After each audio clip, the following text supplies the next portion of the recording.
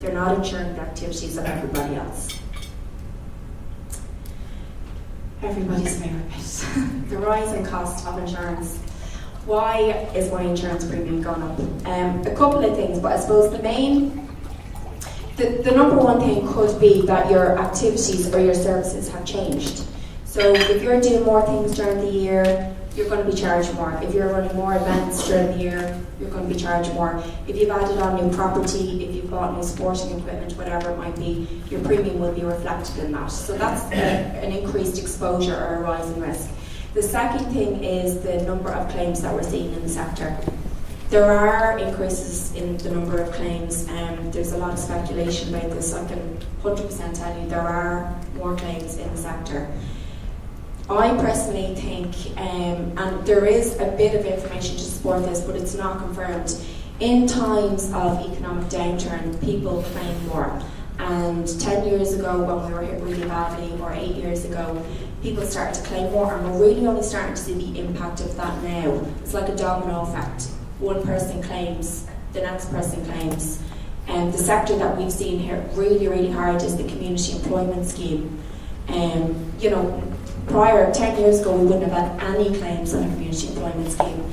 And now, you'd be lucky to find a scheme that doesn't have claims on it. So there are more claims coming in. The second thing is the cost of defending the claims has become more expensive, and also the judgments that the courts are awarding are more than they've ever been. I'll give you an example. Across the border in Northern Ireland, a whiplash claim standard could be 3,000 sterling. In Ireland, you're looking at 15,000 minimum. How is that possible that for the exact same accident, the exact same injury, that we're paying out 3 times the amount that our neighbours across the way are only paying a third of? It just doesn't make any sense. And that is all down to the court system at the moment. So there's a lot of work going on behind the scenes. There's a new group that has been formed, the Insurance Alliance, and they're starting to do a lot of work on it now. So until the actual court system changes and stops paying out all these, let's be honest, a lot of them are kind of ridiculous, it's going to have an impact on your premium. Like I said, we are starting to see the insurance premiums level off, which is good news. We would have had 30% rate increases. Excuse me. We would have had 30% rate increases last year, but this time now we're starting to see them level off. So that's pretty much it. How do you get a quote from BHP Insurance? If you wanted to get a quote with us, something as well about the rising cost of insurance. I am a broker, obviously. I want everybody to come and get a quote off me, but do check the market. That's how you're going to get it cheaper. Go to our competitors. There's a couple of them out there. The market is quite limited in terms of the number of insurance companies, but there are brokers out there. If you're not with us, please come to us for a quote. If you are with us, see if you can get something. We're all going to try and do our best to keep the prices down. So we've a really good sales team. We've got Nick Ryan, who's been dealing with the sector for over 10 years, and Anthony McRedmond as well. So 2 really good guys in the office. Policies can go on cover straight away and over the phone. No proposal forms to fill out. That's it. Thank you.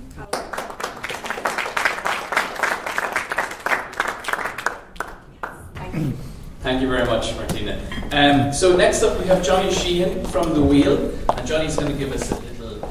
Okay, so thanks very much, Daniel. I'm Johnny Sheehan. I'm the Membership and Regional Coordinator for The Wheel, and I'm joined here as well by Marianne Bors. And Marianne works with Claremont Stadium in Navan, which is a member organisation of The Wheel, and we've been working to extend our work with organisations around the country through working with organisations like Marianne, who champion the work that we do in particular regions. So Marianne works in Meath and Louth and Cavan for us to promote the work of The Wheel and to answer questions that you might have. Okay, so introducing a bit about The Wheel. So The Wheel is Ireland's National Association of Community Voluntary and Charitable Organisations. We were set up in 1999. We have, at the moment, over 1,300 member organisations across the country, ranging from large national charities to small local associations, groups, community gardens, and everything in between. We have member organisations in every part of the country, and I suppose that's something to say. We are a membership organisation. We are a membership. I can talk to them when we go later on when we go to the tables. We can tell you a bit more about all of that stuff. And the vision, the wheel, the vision of the wheel is of a thriving community and voluntary sector at the heart of a fair and just Ireland.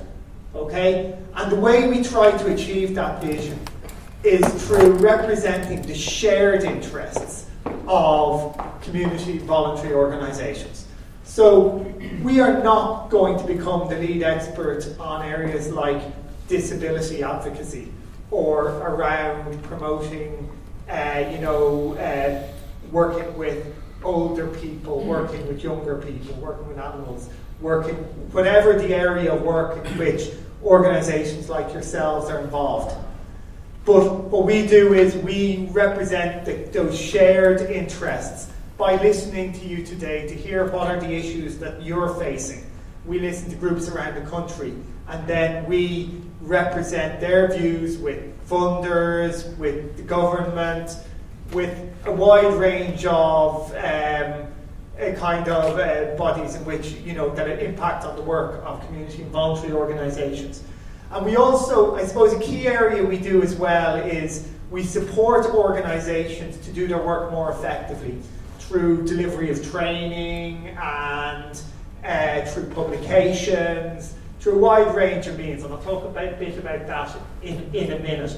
And we also promote the value of active citizenship. So we encourage, all of you know the importance of people being involved in their local community on a voluntary basis, and the importance of that in terms of community and the real value it brings to the communities, but also across the whole country.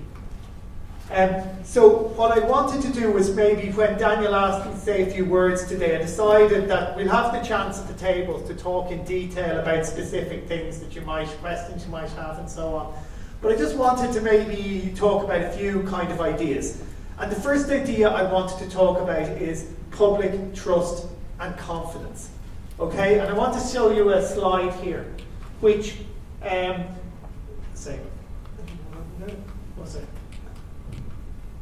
so basically, the Wheel every year, twice a year in fact, works with other charity organisations, this Irish Charity Engagement Monitor, and gets information. It does polling on public attitudes to charities and so on.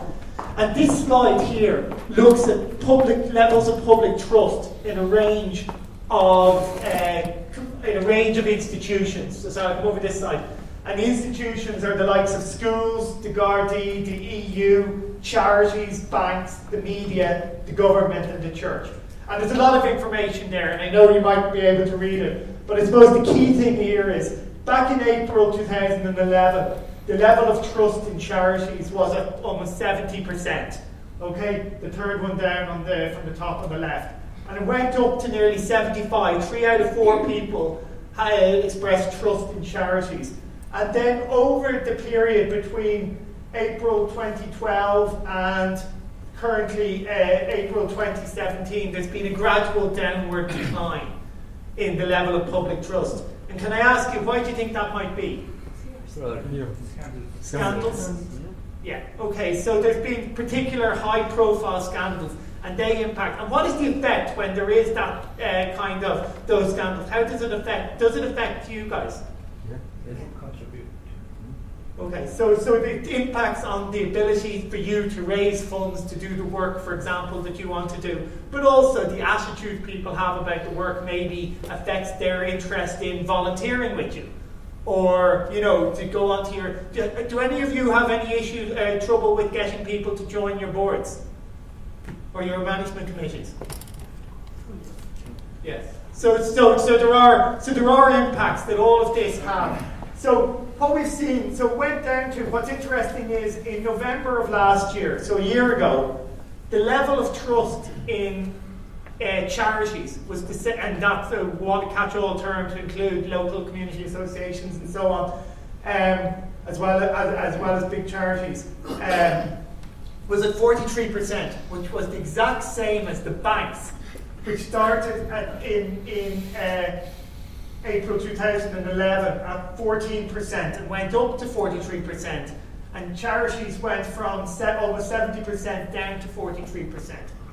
So for us, there is a real issue there. So that, a lot of what the Wheel does, a lot of the representation roles, the Wheel, for example, encourages organisations to kind of welcome and to with the whole area of regulation. The Wheel feels that actually regulation is something that organisations need to embrace. However, we recognise that organisations face enormous challenges in doing so. That, there seems to be a model of, one size fits all, whether you're a small local association or a big national charity with more resources. So we call for kind of sensitive and recognition of where organisations are at in terms of regulation and so on. So I just wanted to show you that an awful lot of the work the Wheel does with organisations is about building public trust and confidence in charities. And I suppose in terms of that, one of the key things is that we hear more about nowadays. The second thought, it was impact. The impact that that you guys have in the work that you do in your local communities. Hands up everyone who thinks that the work they do in with their groups has a positive impact in their communities. So absolutely, I think pretty much absolutely everybody, we know the work that we do that has an impact. But I wonder, do the broader public get that sometimes? Do people outside of the local community recognise the real value and the real impact of the work that we have on our local communities? So, this is just in terms of seeing the impact that, organisations working with people, for example, with disability, in this case, people, physical disability in wheelchairs, working with the elderly, and this is an organisation, Irish Therapy Dogs, for example. And then, and so on. So a wide range of ways in which we work with the public. And I suppose one of the things I wanted to bring to your attention was the Wheel supports organisations to help tell their stories. And one way we do that is through the Charity Impact Awards. And this is the first year of the Charity Impact Awards.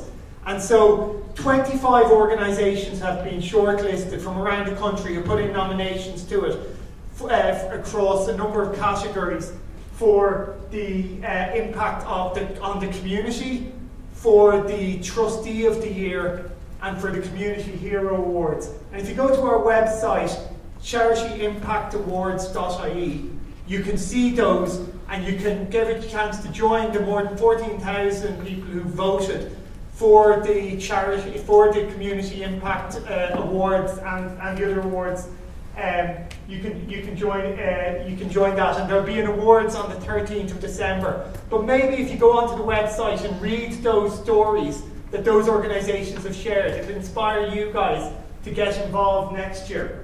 But also, please vote as well. So finally, and this is the bit we're going to be talking to you about at the tables, is the Wheel provides a lot of support to organisations, and we'd love to talk to you more about what might be involved in membership of the Wheel and what are the different supports you could get. So for example, training and webinars around a range of issues affecting you. Communities of interest, so in areas like the general data protection regulations, in terms of leadership, in terms of TUSL or HSE funded organisations, we support facilitated networks for people to come together to explore and look at ways in which they can better engage around these issues.